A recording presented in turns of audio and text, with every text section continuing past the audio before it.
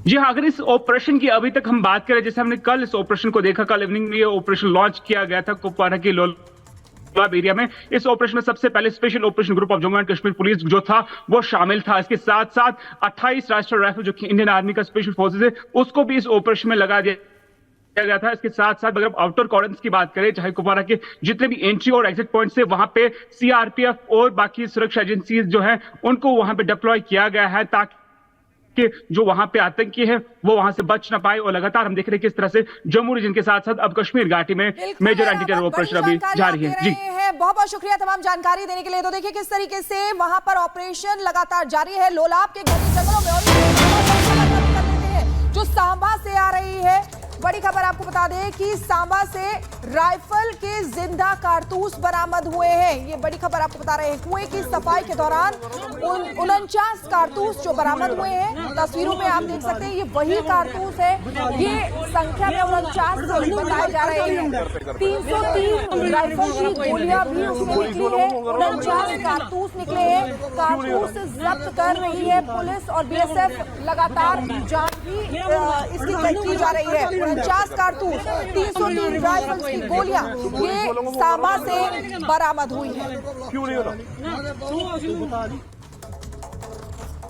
तो लगातार सेना के जवानों ने आतंकियों को घेरा हुआ है, लेकिन आपको बता दें पाकिस्तान में प्लानिंग होती है, जम्मू कश्मीर में घुसपैठ होती है, लेकिन अब देश इन आतंकियों के आतंक को बर्दाश्त नहीं करेगा। और यही वजह है कि लगातार सेना के जवान एक एक आतंकी को चुन चुन कर मार रहे हैं, उनका सफाया कर रहे हैं। आतंकी कमर तोड़ने के लिए एक फुल प्रूफ प्लान बन चुका है। और पिछले मंगलवार भी आपने देखा किस तरीके से लगातार सेना के जवानों ने ऑपरेशन ऑल आउट को अंजाम दिया। और अभी भी कई आतंकियों को सेना के जवानों ने घेरा हुआ है। कैसे आतंक का सफाया होगा इस रिपोर्ट में आपको दिखाते हैं।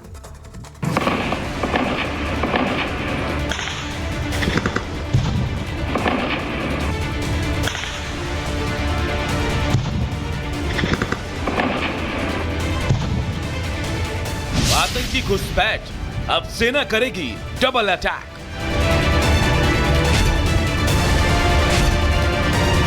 कुलगाम हो या कुपवाड़ा, घुसपैठ बर्दाश्त नहीं दोबारा।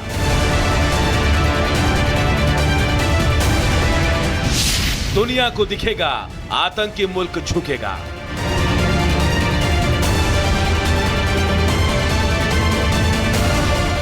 आतंक के खिलाफ भारत का युद्ध घोष।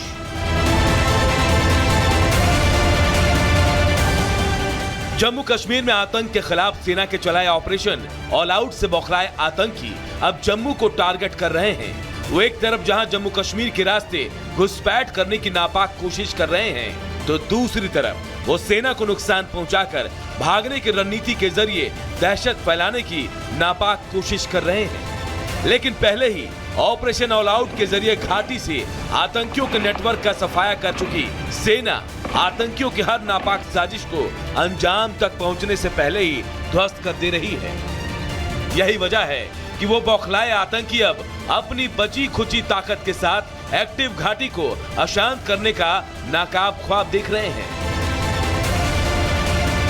इसी कड़ी में आतंकियों ने मंगलवार शाम घाटी के कुपवाड़ा में घुसपैठ की कोशिश की, लेकिन पहले से ही चौकस जाबाज सुरक्षा बलों ने बीच रास्ते में ही आतंकियों का रास्ता रोक लिया, जिसके बाद दोनों ही तरफ से फायरिंग शुरू हो गई। लेकिन कायर आतंकियों को जैसे ही अपने अंजाम का अंदाजा हुआ वो छिप गए, लेकिन उन्हें जहन्नुम पहुंचाने पर अड़े भारतीय सेना, सीआरपीएफ और जम्मू कश्मीर पुलिस के जवानों ने पूरे इलाके को घेर लिया। जानकारी के मुताबिक फिलहाल घुसपैठ करने वाला आतंकी समूह एलओसी के पास त्रिमुखा टॉप के पास छिपा है और जवानों ने उन्हें पूरी तरह से बैकफुट पर ला दिया है।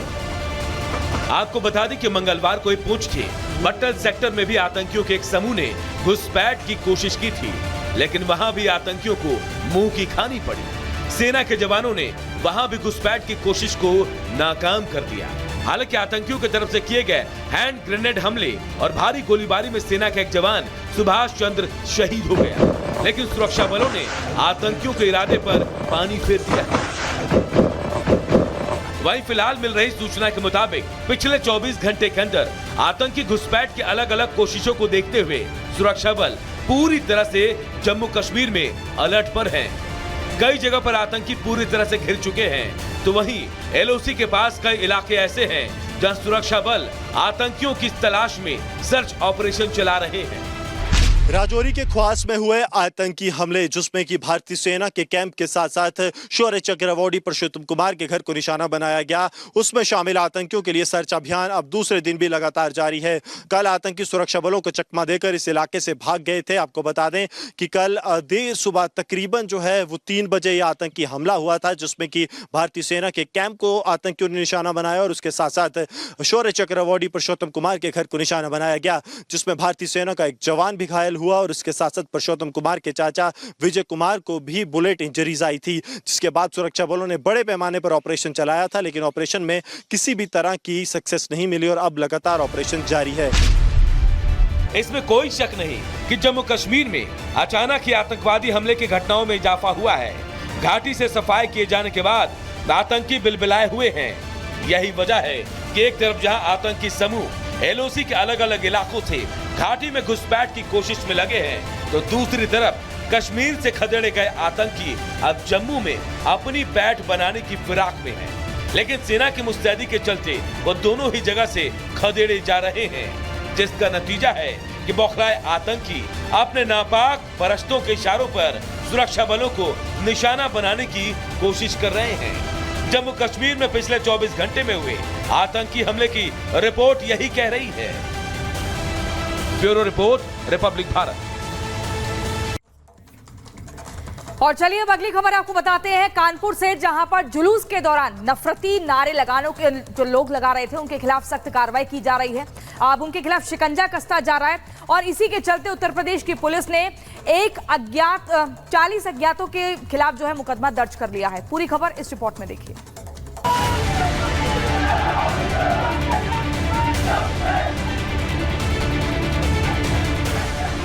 16-17 जुलाई को मुहर्रम के जुलूस के दौरान यूपी में जो हुआ उसके बाद से ही पूरे देश में हंगामा मचा हुआ है।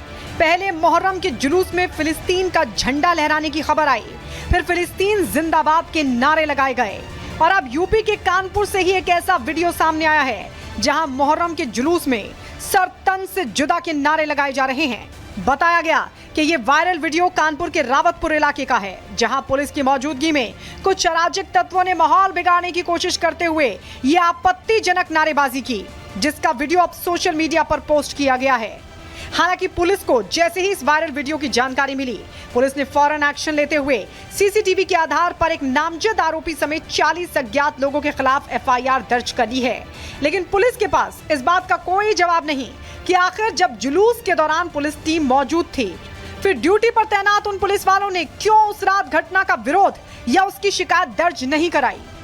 जब ये प्रकरण संज्ञान में आया तो सोशल मीडिया के माध्यम से एक क्लिप प्राप्त हुई और उस क्लिप के जब जांच की गई तो पाया गया कि ये 16 और 17 जुलाई के रात्रि की क्लिप है और मुहर्रम त्योहार सकुशल संपन्न होने के बाद में ये क्लिप कुछ दिन के बाद प्राप्त हुई थी। इस क्लिप का परीक्षण किया गया और परीक्षण के उपरांत इस प्रकरण में थाना रावतपुर में सुसंगत धाराओं में अभियोग पंजीकृत किया गया है। हैरानी देखिए, पुलिस अब शिकायत की बात करके अपनी शेखी बगाड़ने में लगी है, लेकिन सच है कि उस रात उपद्रवियों ने कानपुर का माहौल बिगाड़ने की पूरी तैयारी कर रखी थी। इसका अंदाजा आप इसी से लगा सकते हैं कि जुलूस के दौरान आपत्तिजनक नारे तब लगाए गए जब जुलूस कानपुर के रावतपुर इलाके में एक मंदिर के सामने से गुजर रहा था। हालांकि वीडियो वायरल होने के बाद सवालों में आई पुलिस जब हरकत में आई तो जुलूस का आयोजक आसिफ शाह उर्फ टीटू अब भीगी बिल्ली बना नजर आ रहा है। क्या साजिश मानते हैं किसी को? इसके लिए कोई बड़ी बात नहीं है, हो भी सकता है इसका कोई बीच का हो।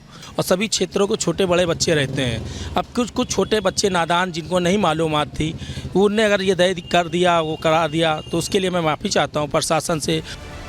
भड़काऊ बयान देने वाला आसिफ शाह भले ही अब चाहे जितनी सफाई दे, सच यही है कि उसकी इजाजत के बगैर जुलूस में इस तरह की हरकत मुमकिन नहीं थी, वो भी तब जबकि कानपुर का रावतपुर इलाका बेहद संवेदनशील माना जाता है और यहाँ पहले भी सांप्रदायिक हिंसा हो चुकी है।